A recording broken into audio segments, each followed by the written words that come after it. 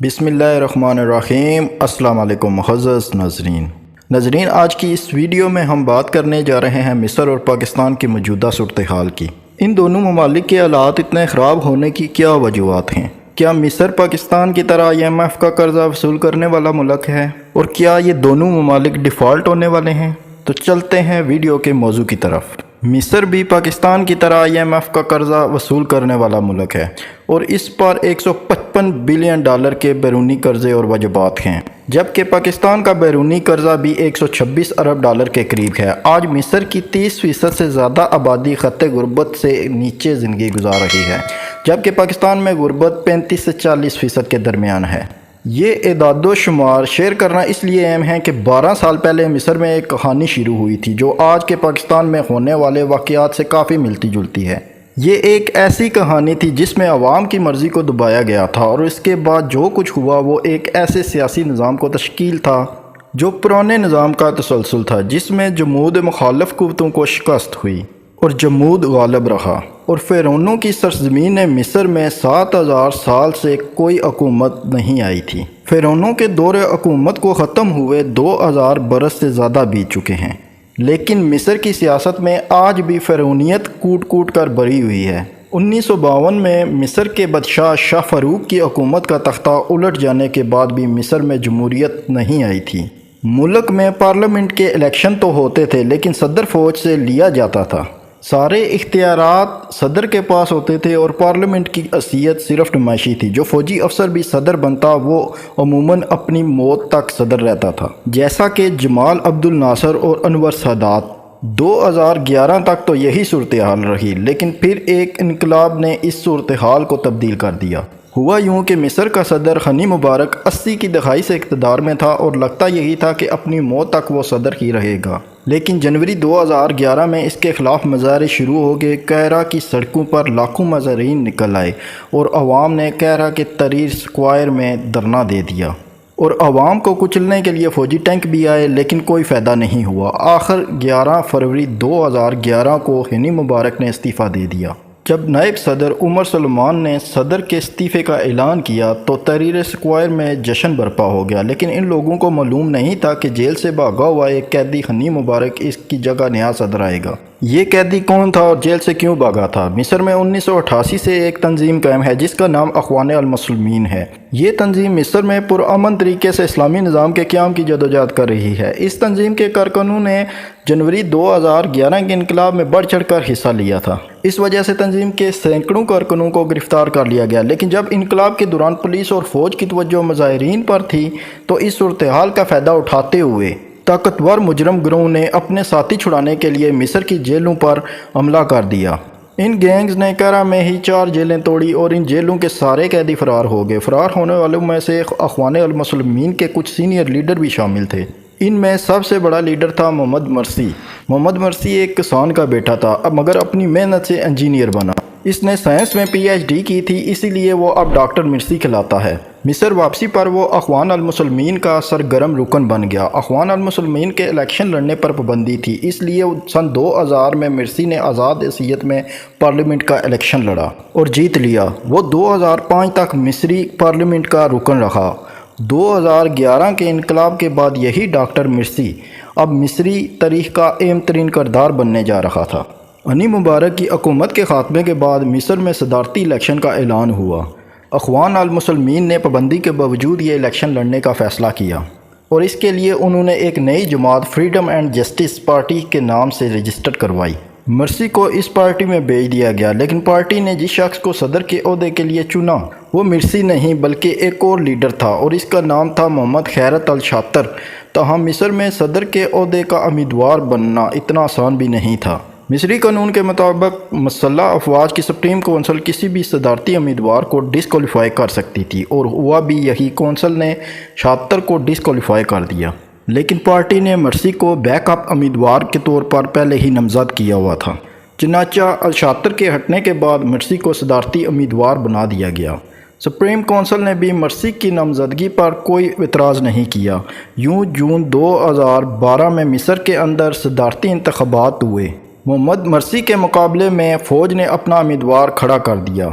یہ air force کے سابق کمانڈر احمد شفیق تھا۔ یہ ایک فوجی افسر کو جمہوری طریقے سے صدر بنوانے کی کوشش تھی، تاہم یہ کوشش ناکام رہی۔ الیکشن تو محمد مرسی نے جیت لیا، لیکن فوج نے انہیں اقتدار میں منتقل نہیں کیا، بلکہ الیکشن کے نتائج کا بھی اعلان نہیں کیا گیا۔ انتخابی نتائج کے اعلان میں تاخیر پر اخوان المسلمین کے کارکن مشتعل ہو گئے۔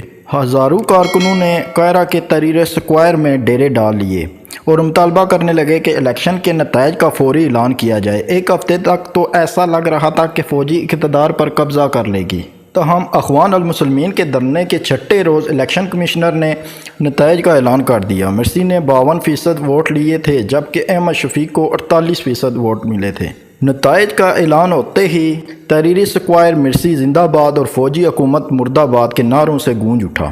یہ بہت بڑا انقلاب تھا، کیونکہ مصر میں پہلی بار ایک سویلین جمہوری طریقے سے منتخب ہو کر صدر بنا تھا۔ فوج نے وقتی طور پر مرسی کو صدر تو تسلیم کر لیا تھا، لیکن مرسی اور فوج دونوں جانتے تھے کہ وہ ایک دوسرے کی برتری کو دل سے تسلیم نہیں کرتے۔ چنانچہ مرسی نے اقتدار میں آتے ہی فوج کی حکومت میں مداخلت روکنے کی کوششیں شروع کر دیں۔ مصر میں فوج کا سربراہ ہی وزیر دفاع ہوتا ہے۔ مرسی نے وزیر دفاع اور مسلح افواج کے کمانڈر ان چیف محمد حسین کو دونوں عہدوں سے ہٹا دیا۔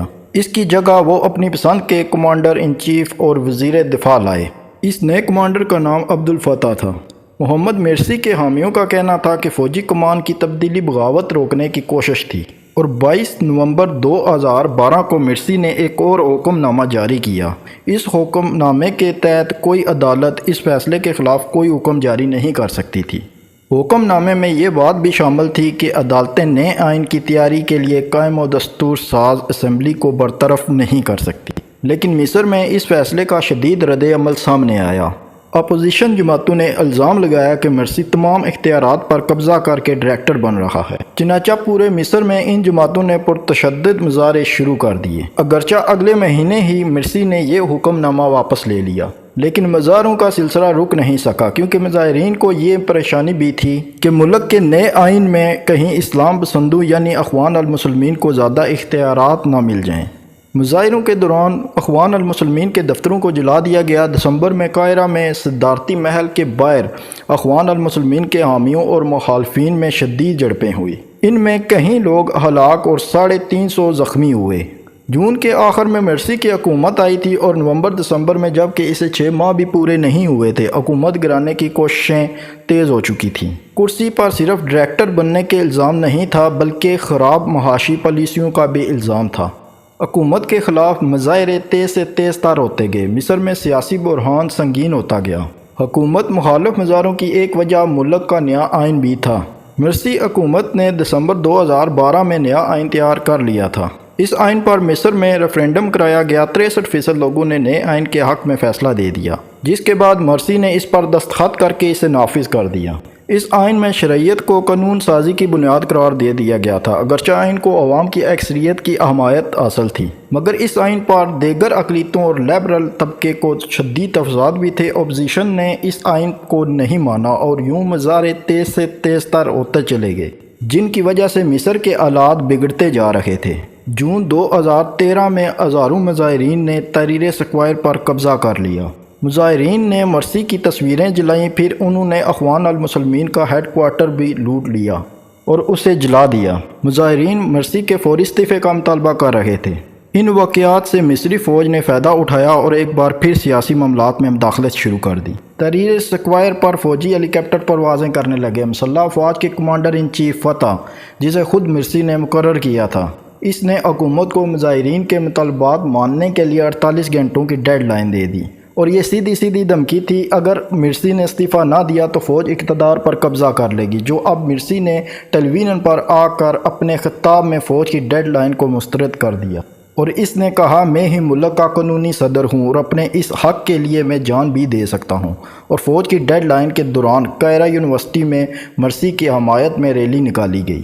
اس ریلی پر مخالفین نے دعویٰ بول دیا، جس میں 18 لوگ مارے گئے اور 300 زخمی ہوئے۔ بہرحال ڈیڈ لائن ختم ہونے کے بعد جولائی 2013 کے پہلے ہفتے میں مصری فوج نے مرسی حکومت کا تختہ الٹ کر اقتدار پر قبضہ کر لیا۔